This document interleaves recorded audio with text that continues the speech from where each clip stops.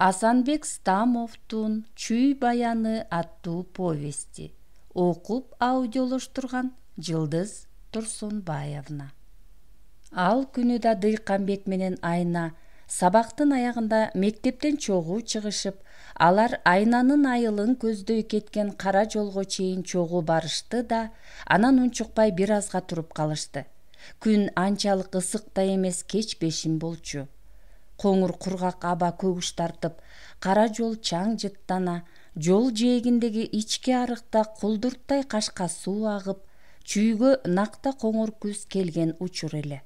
Өзгөчө коңур күздө гана көпөлөктөр жай мезгилиндегидей көп болот. Ошондуктан мектептин алдындагы кызыл-тазыл гүл өскөн аянтчада арыктын жээгиндеги бүрү ката элек чөптөрдүн үстүндө көпөлөктөр батпай кетиптир. Эмнеге бул жерде туруп калдык? Кеттим, деди айылын көздөй кадам таштай турган кишидей көрүнгөн Айна. Чынында ал Дыйканбектин жанынан карыш жылгысы келбей турган. Дыйканбек аны ээрчи токойдун четине чейин барды. Анын жүрөгүн белгисиз кубаныч эзип, санаасы жайында эле. Көңүлү көтөрүңкү ал Айнанын көзүнчө кыялындагы чыгармачылык табылгасын бөлүшкүсү келип, бирок түшүнө коёр дейсиңби дегендей кайра унчукпай калып жатты. Мына 3 күндөн бери өзүнүн ушул сонун ою менен гана алек болуп жүргөн. Айна дагы Дыйканбектин кыялындагы кубанычын сезбей, өз жүрөгүн эзген ой менен алек болчу. Ошондуктан Дыйканбекке таарынгандай: "Эмне үчүн бая күнү келген жоксуң?" деди. Үнү таарынган кишиникиндей эмес, эркелегендей назик чыкты. Дыйканбек колун акырын Айнанын белине тийгизип жайдар күлүп койду. "Корктум. Көзгө сайса көрүңүз караңгы түндө кантип барам? Андан көрө күндүз эле жолугуп жүрөлүчү." Дыйканбектин какшыгына Айна дароо жооп берди. "Корксоң ай чыкканда кел. Азыр ай отуруп чыгып калды." Айтаарын айтып алып Айна манаттай кызарды. Апасы келе элек экен го деп ойлоду Дыйканбек. Ошол боюнча экөө унчугушпай жүрүп отурушту. Токойдун ичи кургак жалбырак жыттанып туруптур. Экөө аппак кайыңдардын арасына барып токтошту. Айнанын көзү жалжылдап, куду катуу чуркап келген адамдай демигип, анын кылчаңдаган, камыккан түрү магнит талаасынын таасириндей Дыйканбекке да өтүп, ал дагы калчылдай ысып чыкты да, чатыраган, туйлаган жүрөгүнө ээ боло албагансып, Айнаны эби жок кучактай өөп койду. Айнанын жүзү ысып, албырып, бүткөн бою калчылдап, ого бетер демигип чыкты. Дыйканбек андан кийин эки колу менен ысык жаагынан сылай башын көкүрөгүнө имири тартып бир аз турду. "Кел бүгүн, күтөм", деди. Айна Дыйканбектин кучагынан чыгып чуркаган боюнча кетти. Жылдыз толгон караңгы түн. Бир караганга теребел жымыйып, табият таттуу уйкунун кучагында термелгенсийт. Дыйканбек баятан бери токой ичиндеги жалгыз аяк жол менен келаткан. Эми көзү караңгылыкка үйүр алып, ал бир былк эткен кыймылды, караанды даана ажыратып, шашпастан аярылай жолго кадам таштоодо. Ошол жол жээгиндеги ички ак кайыңдардын бүлбүлдөгөн агыш боору шам сыяктуу жолуна жарык бергенсийт. Токойдун башка дарактарына караганда алар жигиттин жүрөгүнө жакын сезилип жатты. Канчалык өзүн баатыр сезген адамга да түн токой ичи караңгыда сүрдүү, коркунучтуу көрүнөт эмеспи?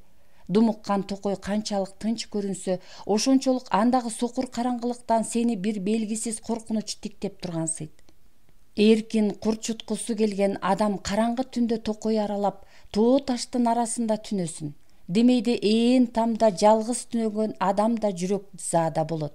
Санаасына коркунучтуу окуялар түнөйт. Ал эми токой ичинде жалгыз бараткан адамга ар бир караан жандуудай, сүрдүүдөй сезилет.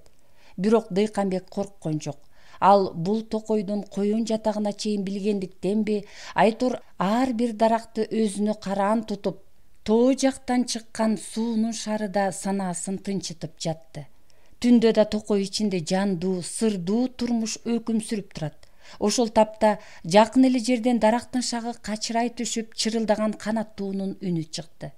Жапалак үйкүнүн тырмагына илинген жаныбардын боорунан кан акты. Уяларында үргүлөгөн башка куштардын да тынчы кетип, чукурангандай үн салып жиберишти. Бир аздан кийин токой ичи кайра тынчыды. Кайрадан үкүнүн күйүлдөгөн коркунучтуу үнү чыкты. Ушул кезде Дыйканбек токойдун четине чыгып калган. Айыл жактан түтүн жыттанып, иттердин каңырык үргөнү угула, алар тоо тарапты көздөй чуркап жөнөшкөнсүдү. Кара тоодон тоо курдаган түшүп келген түлкүнү кууп жетишти көрүнөт. Дыйканбек отура калып, жер тыңшагандай айыл жакты тиктеди. Айдын күмүш боору жаркырай, теребел кадимкидей жарык боло баштаган. Түн кайрадан көшүлүп, тырс эткен бутактын үнүнө чейин угулуп турду. Муздак чаңдуу жолдо кадам койгону угулбай, Дыйканбек айылга жакындады. Айдын нуру теребелди ого бетер жаркыратып, иттердин үргөнү даана угулууда. Улам айылга жакындаган сайын Дыйканбектин жүрөгү лакылдай баштаган. Ал айнанын үйүнө жеткенде демин баса отура калды. Жүрөгүнүн сокконунан башка эч нерсе угулбай, айлана жымжырт. Азыраак көңүлү тынган ал айналардын эшигинин алдындагы жүгөрүнүн оорула электигин көрүп сүйүнүп кетти да, ууру кылган адамдан бетер чуркап барып жүгөрүнүн арасына кирди. Чоочун добушту улай кара таң дөбөт күн кете бир үргөнсүдө да кайра тып басылды. Ууруга келген адамдан бетер Дыйканбек аптыккан демин басып, жүгөрүнүн ичинде бир далай отурду. Жүрөгү кайрадан түк этип, ошол түрсүлдөгөн жүгөрүнүн добушун бирөө угуп койчудай оозун бет арчысы менен басып, тамдын алдынан көзүн алган жок. Терезенин жарыгы капкачан өчүптүр. Өмүрү бирөөнү каппаган картаң дөбөтү да үйдөн окчун өрүктүн түбүндө байланып турат. Ансыз да илээнди дөбөт жылуу түндө башын көтөрөр түрү жок. Айдын күмүш боору көрүнүп, ал жүгөрүнүн ичинде күндүзгүдөй жарык кылды. Айдын жарыгы Дыйканбекке жакпай, мурдагы оорунунан козголбой бүрүштү. Дөбөткө жакын байланган уй бышылдап, бутун серпип, андан жылуу жыт келүүдө. Көчөнүн башынан ажылдай иттер үрүп, ит үргөн жактан кобураган үн чыгып кайра басылды. Ай өтө эле жарык тийсе, иттер көпүрөт. Сыягы алар таңдын атканын ажырата албай калышса керек. Иттердин чарчаңкы башаламан үргөнүнө уда бир канча жолу короз кыйкырып токтоду. Саатына карабай түн ортосуго деп болжолдоду Дыйканбек. Тоо жактан жел жүргөнсүп, жүгөрлөр шуудурап, теректердин башы тыбырчылай берди да, ары жакта шагынан кызыл алмалар күйүлүп түшүп жатты. Алма жыттанган, жүгөрү жыттанган айлуу түн кайра тынчый, кайра көшүй түштү. Ушул учурда жүгөрүдөн чыккан Дыйканбек өзүн бирөө тиктеп тургандай калчылдап, арыктын жээгине келип отурду. Кайтадан бүткөн бою ысып, аптыга баштады. Кимдир бирөөдөн уялгандай, кимдир бирөөдөн сүрдөгөндөй Дыйканбек ордунан тура албай, атайы арзып келген айна капкачан уктап, эч нерседен кабарсыз жаткансыды. Ооба, алардын үйү жабык, терезеси караңгы эле. Айдын ушунчалык жарык тийгенине кайра нааразы боло, ууру жылыш менен ордунан туруп, аярлай терезенин түбүнө жетти да, жүрөгү жарылып кетчүдөй түкүлдөп, жүрөгү оозуна тыгылып, Дыйканбек дым чыгарбай селейди. Эми чындап эле коркуп, анык ууруга келген адамдын кейпин кийди. Дыйканбек дубалдын бооруна жабыша, демин да тартпай колун терезени көздөй сунду. Колу терезенин муздак айнегине тийгенде тулку бою тогургандай чымырап, кайра тартып алды. Камыккан жандай тердеп, жонуна көйнөгү жабыша, анын ушул тапта өз жоругун талдоого кудурети жетпей калган. Ою да чаржайыт болуп, кокусунан аракеттене башы ысып, ал өзүн сокур сезимге бийлетип койду. Мындайча айтканда, анын ар бир кыймылы жансыз автоматтын милдетин аткарып жатты. Кайрадан колун созуп, айнекти билинер-билинбес чертти. Жооп болгон жок. Чыдамы кеткен ал уктап кетсе керек деп ойлоду. Терезени катуу чертүүгө жүрөгү даабай, ичинен бекитилбеген эшикти барып ачуу анын оюна да келген жок. Антүүгө Дыйканбектин кудурети да жетмек эмес. Ал үчүн үчүнчү жолу чечкиндүү түрдө терезенин айнегин сыйпалады. Бул жолу да жооп болгон жок.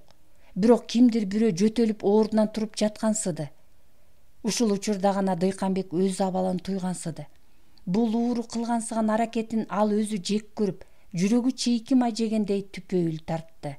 Кала берсе булганч буюмду кармап тургандай жийиркенип, табиятындагы ыйык, сонун сезимине шек келтирип жаткандай туйду.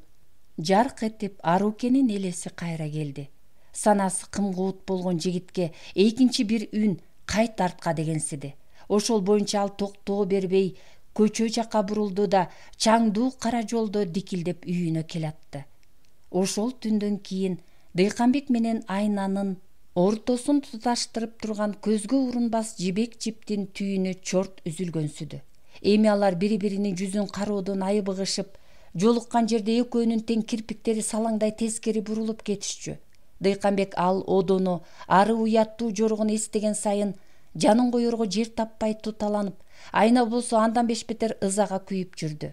Ал Дыйканбектин келип жана кайтканга чейин кылыгын терезенин ары жагынан туюп жаткан. Дыйканбектин жашынып келип, жашынып кеткени Айнанын намысына шек келтирди. Чындап эле анын адамдык кудуретин Дыйканбек кордоп кеткенсиди. Өзү жакшы көрүп, саргара күткөн адамы минтип кеткенден кийин Айна төшөгүнө үстөмөндөп түшүп, буркурап ыйлап алды да таң атканча кирпик кирмеген жок. Эртеси мектепке аны бирөө зордоп алып келаткандай муңайымсыз келди. Дыйканбек түндө үркөр төбөдөн оогондо жатып, эртеси кечирээк турду. Уйкусу канып калыптыр. Түн ичинде бейкут уктаган адамдай бактылуу эч ким болбойт. Андай адам көпчүлүктүн көзүнчө ылайым ооз ачып көрбөгөнү менен өзүнчө жалгыз болгондо сөзсүз ырдайт. Сакал мурутун алып жаткан Дыйканбек махабат тууралуу мукамдуу бир обонду улам созгон сайын үнү ачылып, обондун кайрыктары да өзүнө жага бербей, ошондуктан кайра-кайра ырдап, бүт санасы Айнаны көздөй талпынып жатты. Айнанын алдында кетирген чекилигин азыр да эстей, эми анын таарынычы узакка созулбасын жүрөгү сезип турган. Айна экөөнүн мамилесин оңдой турган бир гана чара бар экендигин түшүнгөн Дыйканбек көп ойлоп, баш ооруткандан кийин гана түндө ага баш кошуу керек деген жыйынтыкка келген. Сунушуна Айна жан дили менен макул болоруна кылдай да күнөм санабаган жигит. Көптөн бери санаасына тынчтык бербеген ойдун түйүнүнүн оңой чечилишине чын пейилинен кубанып, анын азыркы жайдары абалда ырдап отурушу да ошого байланыштуу. Адегенде өзү үчүн абдан машакаттуу көрүнгөн үйлөнүү деген сөз эми Дыйканбекке жөнөкөй эле окуя сыяктуу сезилип, санасы көкөлөй албай агыл көңүлүнө жаккан обондун улам башынан түшүүдө. Ошол кезде эшик чертилип, Дыйканбек каалганы ачканда босогонун түбүндө кара сумкачан почточу туруптур. Кат келсе керек деп ойлоп койду ал. Кат ордуна телеграмма алып, бирок ал телеграмманы ачып окубастан столунун үстүнө таштап койду да мурдагысындай эле камырабастан сакалын ала кайрадан ырдап жүрдү. Телеграмманын канчалык маанилүү экендигин ал эсине албай, эжесинен келгендигин билген Дыйканбек көп болсо келип кет дегендир. Ушинтип ойлоду да кебелген жок. Ансыз да өзүнүн үйлөнө тургандыгына байланыштуу ал эжеси менен акылдашып, анын санаасын тындырып, мончакты күнчө үйүндө жүрүп келмекчи болуп жаткан. Дыйканбек 2 жылдан бери отпуска ала элек эмеспи.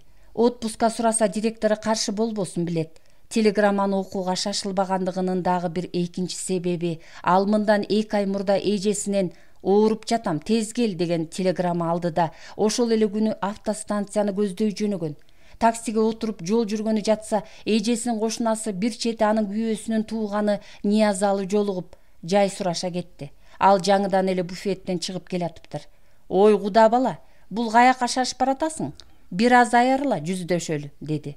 Дыйканбек шашылыш түрдө ысык көлгө баратканын айтып, эжесинин телеграммасын ага көрсөттү да, деги абалы жакшыбы деп бүшүркөй калды эле. Эки ини далдайган Ниязалы кебелбей, бирок каткырып калды. Соно сага эже болсо бизге жакын жеңе, бир тууганы сенин го, кандай ойдо экениңди билбейм. Биз жеңебиздин сырын жакшы билебиз. Ошентип бирөөгө сыр көрсөтүп алмайынча жеңебиз сонунун шакыйы басылбайт. Сени бир тамаша кылып эркелетейин деген экен. Болбосо ушинтип да телеграмма береби. Мен кечээ эле айылда болдум. Кемпири чалдын чайын ичкенден кийин районго келатып эжеңдин дүкөнүнө кайрылдым. Үйдө арак ичсең чал жаман көрөөрүн билесиң өзүң. Магазинден жүздү согуп алайын деп ойлогом. Соно жеңем принципиальный киши го чиркен. Куюп сатпайм, чоңдорум көрсө урушат деп көшөрүп койду. Айла канча 6 сом берип бир бөтөлкө алдым. Майда берген жок. Дагы 6 сом бергеним жакшы болуптур. 10 сом берсем да алмага майда кайрып бермек эмес. Дүнүйөнүн баарын басты. Үйүндө килем менен шырдак батпайт. Ал эми малы менен короо жайычы. Кассадагы акчасы канча дейсиң? Андан көрө куда бала катын ал. Ошентке менен байкуш өзү март. Сен дегенде баарын төгүп таштайт. Катын ал, куда бала. Баарыбыз сенин аркаң менен бир жыргайлык.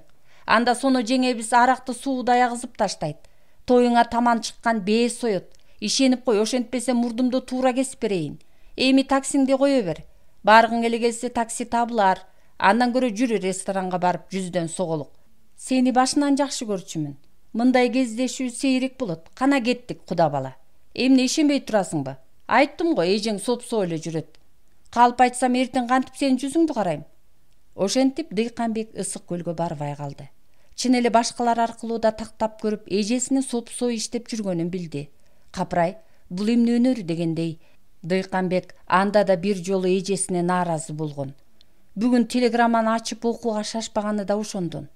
Ал мектепке баратканда гана телеграммага көз жүгүрттү. Бүгүндөн калбай кел, эжеңдин абалын абдан начар, деп бөтөн киши кол коюптур. Сононун күйөөсүнүн кыйыр туугандарынын атынан келген телеграмма Дыйканбекти катуу чочутту. Мектепке чейин чуркап барып, директордон 10 күнгө уруксат алды да, айнага жолукпастан ошол эле күнү ысык көлдү көздөй жөнөп, кечке жуук эжесинин үйүнө жетип барган Дыйканбек армандуу окуянын үстүнөн чыкты. Эжеси түн ичинде каза болуп, эл журт Дыйканбекти гана күтүп жатышкан экен. Заманасы тарыган Дыйканбектин көкүрөгү түтөй, эжесинин сөөгүн койгондон кийин анын үйүндө дагы 3 түн өдү. Өлүм деген акыры бир кара башка келчү чындык экендигин ал ошондо гана түшүндү. Ага чейин Дыйканбек өмүр менен өлүмдүн эри шаркак болуп бирге жүрөрүн эске алчу эмес. Дыйканбектин жүрөгүн сыздаткан нерсе эжеси экөөнүн акыркы жылдары бири-бирин түшүнүшө алышпай калгандыгы. Эжесинин оорулуу экендигин айтып, зар какшаганынын себебин Дыйканбек азыр түшүнүп отурат. Төшөктө жатып калбагандан кийин ал эжесин оорулуу деп эсептебеген. Ошол жаңылыштыгы үчүн өзүн кайра-кайра жемелей берди. Өмүрдүн оор жүгүн көтөргөн соно катуу оорулуу болсо да, ал жаздыкка башын койбой өлөрмандык кылып басып жүргөнүн Дыйканбек билген эмес. Сононун канынын басымы жогору болчу. Эгерде Дыйканбек эжесиникине тез-тез келип, жакшыраак мамиле кылганда, мүмкүн ал узагыраак жашамактыр. Адамдар кызыкпыз. Бири-бирибизди дайыма өлгөндөн кийин гана түшүнөбүз. Ошондо гана анын түбөлүк жатчу жайына бир чымчып топурак салып, жакшы адам эле деп этегибизди кагып, ордубуздан турабыз. Ушул кантип ызаттуу болсун? Адамдар кызыкпыз. Дыйканбек 4-күнү күнү жолго камынды. Эжесинин ээн тамында калуу ал үчүн өтө кыйын болуп, аттанар алдында колхоздун парторгун чакыртты да өзү мөмөлүү бактын арасына кирди. Чыныдай кызыл апортторду көтөрө албай, алманын бутактары ийилет. Бак ичи алма жыттанып, сары жалбырактар түшүп, күн мемирей жылуу тийип турган. Дыйканбек бир кызыл алманы үзүп алып, бет аарчысы менен сүрткөндө алманын өңү чыйкандай кызара түштү. Ортосунан жара бөлүп, ширелүү кызыл алманы качырата жеген сайын эмнегедир Дыйканбектин көңүлү бир аз тынчыгансыды. Оң жагында мел-мелдеген ысык көлдүн майда кооз толкундары жээкке шарп-шарп урунууда. Куу дөңгөчтүн үстүндө күнөстөп отурган Дыйканбектин жанына парторг басып келип, учурашкандан кийин ал экөө унчугушпай бир аз турушту. «Аба», деди Дыйканбек бир маалда. «Очор-бачар болуп, бир кезде бул үйдө ырыстуу адамдар жашаган. Эжемди болсо көмдүк. Эми байкасам куттуу үй ээн калчудай. Шагы элге мына бул кызыл алмаларды мындан ары ким күзөйт? Мен бүгүн кетемин. Өз жолум, өз тилегим бар. Сиз менен акылдашайын дедим, аба. Куттуу үйдү ээн калтырбай таза тутуу сиздердин милдетиңер. Мындан ары бул үй колхоздун менчигине өтсүн. Бала бакчаны ушул жайга көчүрүп келиңиз. Ансыз да жаңы бала бакча курабыз деп жатыпсыздар. Үйдүн ээлеринин аты өчпөсүн. Дүнүйөсү менен толук өткөрүп алыңыз. Сизде менин башка өтүнүчүм жок». Көзү жашылданган эстүү адам ордунан турду да унчукпай басып келип Дыйканбектин чекесинен өптү. Анан парторг үйдүн ачкычын алды да Дыйканбекти кан жолго чейин узатып койду. Эми Дыйканбектин жолдо катар ойлогону айна болду. Айнадан башка анын медер тутар адамы жок эле. Өмүрүмдө жаңылыштыктар көп болду. Эми жаңылбайм. Мындан ары өз бактымды колдон чыгарбайм деп келатты. Автобус Токмоктун автостанциясына келип токтогондо каш карайып калган. Ал үйүнө такси менен келип, кол чемоданын койду да, жуунуп, ак көйнөк которуп кийгенден кийин түз эле Айнанын үйүн көздөй жөнөдү. Азыр ал баягысындай чочуп, эки жагын каранган жок. Тыным албай түз жүрүп отуруп Айнанын үйүнө жетти да алардын эшигин тартты. Уруксат сурабастан кирип барган Дыйканбек төрдө жалгыз чай ичип отурган Айнанын энесин көрүп, бир саамга селейди. Чоң кара кемпир Дыйканбекти тигиле карап, ал плащын чечпестен кемпирдин жанына барып коомай отурду да: "Эсенсиздерби, эне?" деди. "Эсенчилик ботом, өзүң кимсиң? Тааныбай атам. Бу биздин айылдык балдардан эмессиң го?" "Эне, мен Айна менен бирге иштейм. Атым Дыйканбек. Айнада зарыл жумушум бар эле. Ошондуктан уруксатсыз эле келип калдым. Айып этпеңиз." Дыйканбектин жообунан кийин кемпир колундагы чынысын жерге койду да үн катпастан мемирип калды. Кемпирдин бул жоругунан кийин Дыйканбек эч нерсе түшүнгөн жок. Кемпир ага чай ич деп да айтпай, экөөнүн ортосунда жансыз тынчтык өкүм сүрдү. "Жаман көрүп калды көрүнөт, бекер келиптирмин" деп ойлоду Дыйканбек. Ошондуктан кечирим сурагандай дагы озунду. "Эне, мен мектепке кайрылган жок элем. Өзүм жаңы эле Ысык көлдөн келдим." Эжесинин өлгөнүн эстеп жүрөгү ысыды. Айтып жибере жаздап токтоду. "Айна мектептен келе элекпи?" Кемпир Дыйканбектин сөзүн укпагандай, эми эсине келгендей калдастап ордунан турду да тасмалдын үстүнө жаңыртып тамак аш кое: "Ал балам, тамактан. Кечки насиптен ооз тий." Ошондон кийин Айнанын энеси сыпайыгерчилик үчүн чайдан болор болбос ууртаган Дыйканбектен көзүн албай сырдуу тиктей берди да анан өзү менен өзү сүйлөшүп жаткан адамча кобурады: "Айна эми барган жеринен бак айтсын. Көгөрсүн. Кыз баланын үйдө көп отурганы орунсуз болот. Кызды төркүнүнүн колунда калгылык кылбасын, балам." Дыйканбек чуркап отуруп, токойдун түнт жерине келгенде гана токтоду да жоон ак кайынга чекесин сүйөп, эч бир уялбай, эч бир тартынбай, эчкирип ыйлап алды. Ал күйүп бараткан жүрөгү басылганча, муздаганча ыйлады. Дыйканбек жеке эле Айнадан ажырап калгандыгы үчүн ыйлаган жок. Эжесин, Арукени жоктоду. Эжесинин сөөгү чыккан жерде ал өзүн бекем тутуп көп ыйлай алган эмес. Эми ээн жерде, түнт токой ичинде жүрөгүн камыктырган күйүттүн картын сыйрып алды. Ал өмүрдүн бир кайталангыс учуру менен коштошуп жатты. Буулуккан Дыйканбек эми ордунан туруп, токойдун ортосундагы ичке муздак чаңдуу жол менен шаарды көздөй чуркап келатты. Ооба, ал мынчалык шашып кайда баратат деп ойлорсуздар. Дыйканбек Балтабайдын үйүн көздөй келаткан. Бирок анын оюнда эмне бар экендиги азырынча бизге белгисиз эле. Айтор ал өлөрман адамча ойлогон оюнан баш тарта турган түрү жок болчу. Эмнегедир ал Балтабай менен Айнага жолугууну өзү үчүн парс көрүп келаткан. Бирок аларга жолукканда да эмне дээрин өзү билген жок. Ошентип көшөкөрлөнгөн ал түндү жиреп жүрүп отурду. Күйүккөн, чарчаган Дыйканбек Балтабайдын үйүнө жакындаганда гана кадамын акырындатты. Мурдагы буулуккан абалы эми бастап, өзү да алдаганча жоошуп калган. Балтабайдын үйүн шаар кирип баргандан айбыкты. Алардын үйүн алыстан эмерип, пардасы тартылбаган чоң терезенин тушуна токтоду. Таза жуулган терезеден үйдүн ичиндегилер толук көрүнүп туруптур. Ортого коюлган чоң столду тегеректей бул ырыстуу үй бүлө тамактанып жатышкан эле. Балтабай терезе жакка далысын салып Айнаны карап отурат. 3 жашар бакытты алдына алып отурган Айна бир колу менен ак чайнектен чай куюп Балтабайга сунду.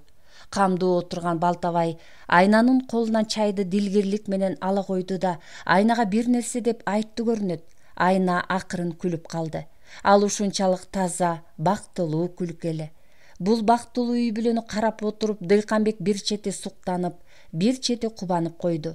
Айна өз бактысын тапканына көзү жетип, Балтабайга туш болгон аялдын кор болбосун эми түшүндү. Жалгыз толгон капкараңгы түндү жирей Дыйканбек үйүнө келатты. Түн салкын, түн бейкут болчу.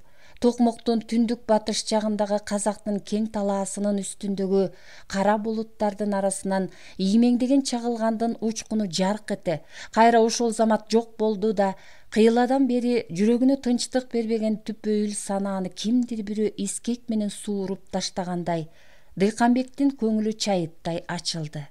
Анын жүрөгүндөгү түтөп күйө албай жаткан учкун капилеттен жанып кеткендей, жүрөгү алып учуп, көкүрөгү ысып, кала берсе Дыйканбектин көкүрөгүнө толтура чок шыкап таштагандай жээлигет.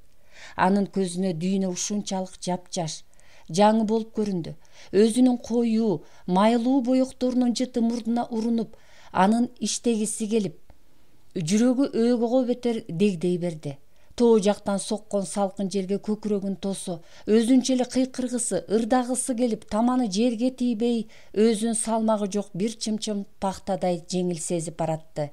Азыр эле жетип бараары менен молбертти жая иштеп жиберчүдөй, кайдан жайдандыр пайда болгон эргүү бүт табиятын бийлеп алган. Жүрөгү ан сайын ысып, өзүнүн тааныш, сонун дүйнөсүн көздөй чакырып жатты. Дыйканбек мындан ары Токмокто бир да күн кала алмак эмес. Ал өзүнүн машакаттуу, татаал кесибинин артынан түшмөк. Эми анын акыркы кыялы кайрадан Аруукеге барып такалып, аны аяп, ага бакыт тилей өзүнчө кобурай берди. Сулууга суктангандар көп болот. Ушул турпатың менен сен дагы далайды өзүнө куштар кылаарсың. Далайлар сени сүйөм деп караныңдан кагыла, акыры сага жетип бактыга тунар. Алардын айрымдарына минуттук жыргал берген сен, айрымдарын далайга чейин үмүткөр кыларсың. Ал эми сага жетпей өкүттө калгандар сени эңсеп үшкүрөр, өкүнөр. Сага жеткен ошол эси жок бир көргөн жакшы түш сыяктуу сени дароо унутар. Же болбосо жеңишке ээ болгон учуру жөнүндө ал Эргул далай жерде ооз көптүрүп мактанар. Сени эч качан унутпас, ар дайым жүрөгүндө сактап, элесиңди ыйык тутчу жалгыз менмин.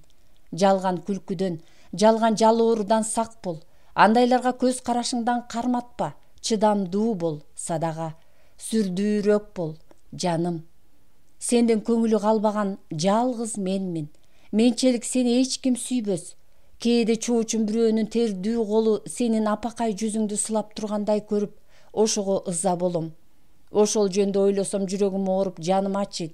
Кайда жүрсөң да өзүңдү сактай бил. Адамдык касиетиңди баарынан жогору тут. Эч качан чөкпөгүн. Сага жеткен эси жок эрдем синбегендей болсун. Аялга сын тагып, аялдын сүйүүсүн кордогон адамдан пас эч ким болбойт. Ошондойлордон сак бол, жаным. Бир күндүк жыргалдын 1000 күндүк кейиши болот. Ушуну эсиңден чыгарба, Садага. Экөөбүздүн ортобузда адам дит багып карай алгыс тик кыя калды. Бирок бактылуу күндөрдү эстен чыгарбайлы.